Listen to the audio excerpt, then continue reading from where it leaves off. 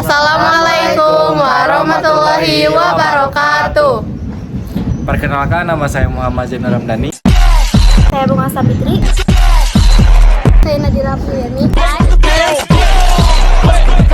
Saya Alvina. Saya Graizal Pratama.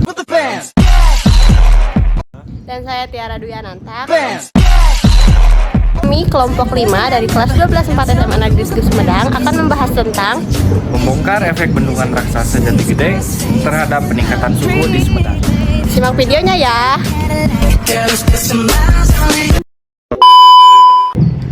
Kalian ngerasain gak sih? Beberapa tahun terakhir ini Sumedang rasanya makin panas banget. Kayak suhu udaranya itu beneran bikin sumpek dan gerah banget. Padahal kalau kita cek sejarahnya, Kabupaten Sumedang ini wilayah pegunungan yang terkenal adem, sejuk, dan nyaman banget. Tapi kenapa ya rasanya kayak di panggung open pada siang hari? Nah, di vlog kali ini kita bakal bongkar anomali perubahan iklim lokal ini secara ilmiah. Apakah ini murni faktor global atau ada kaitannya sama proyek bendungan raksasa di dekat kita? Yuk simak. Halo teman-teman, selamat datang kembali di vlog kita. Hari ini kita bakal bahas fenomena kontemporer yang dirasakan sangat intensif pasca pembangunan dan penggenangan penuh bendungan Jati Gede.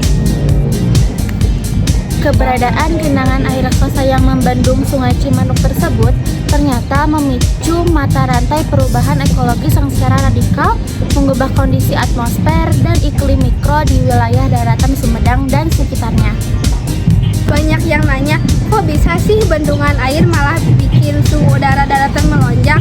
Kan air sifatnya dingin. Nah, mari kita bedah daratan penjelas ilmiahnya satu persatu.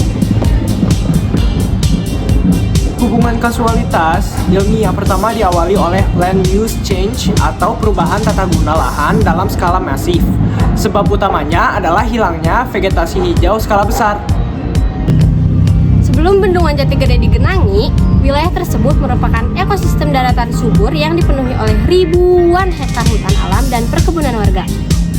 Secara klimatologis, hutan bertindak sebagai pendingin bumi alami melalui proses evapotranspirasi, di mana daun-daun pohon menyerap radiasi matahari untuk fotosintesis sekaligus melepaskan uap air dingin ke atmosfer guna meredam panas.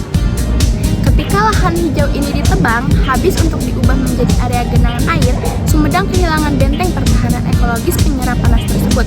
Akibatnya, nilai albedo bumi menurun sehingga radiasi gelombang pendek matahari langsung memanggang permukaan tanah tanpa penghalang. Sebab kedua, terletak pada sifat fisik air itu sendiri yang memicu fenomena thermal mass, efek atau efek massa penyimpanan panas. Mekanismenya unik banget. Volume air bendungan Jati Gede yang mencapai miliaran meter kubik memiliki kapasitas panas spesifik yang sangat tinggi dibanding batuan atau daratan.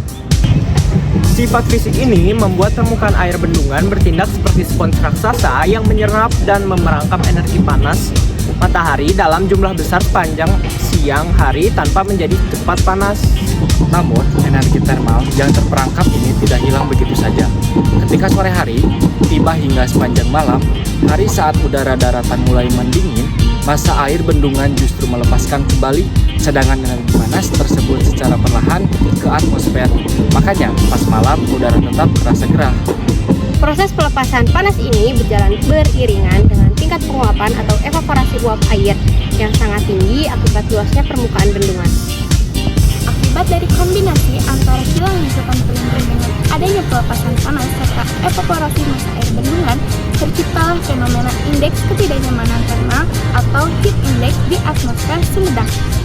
Dalam ilmu meteorologi, ketika suhu udara yang panas bertemu dengan tingkat kelembapan uap air yang sangat tinggi, udara di sekitarnya akan terasa sangat padat, pengap, dan menyisakan karena keringat tubuh manusia menjadi lebih sulit menguap. Angin lokal yang berhembus melintasi bendungan Jati Gede kemudian membawa massa uap hangat dan lembab ini masuk jauh ke kawasan perkotaan dan pemukiman warga Sumedang. Secara kritis, fenomena ini menjadi bukti nyata bahwa pembangunan infrastruktur masif sering mengorbankan sirkulasi alam lokal demi kepentingan ekonomi hilir.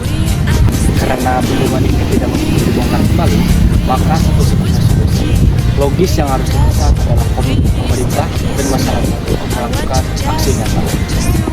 Kita harus mendesak pelaksanaan reboisasi masif di seluruh wilayah terdampak, membuat sabuk hijau atau green belt yang dapat di sekeliling bendungan, serta memperbanyak ruang terbuka. Sekian vlog dari kami. Mohon maaf apabila ada kesalahan kata dan perbuatan. Terima kasih sudah menonton. Dah. Kulihat ibu pertiwi sedang bersusah hati. Air matamu berlinang, mas intanmu terkenal. Hutan, gunung, sawah, lautan, simpanan kekayaan. Kini ibu sedang susah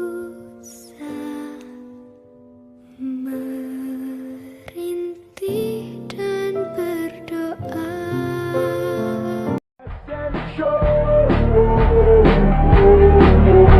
Yeah, yeah, yeah. 'Cause you make me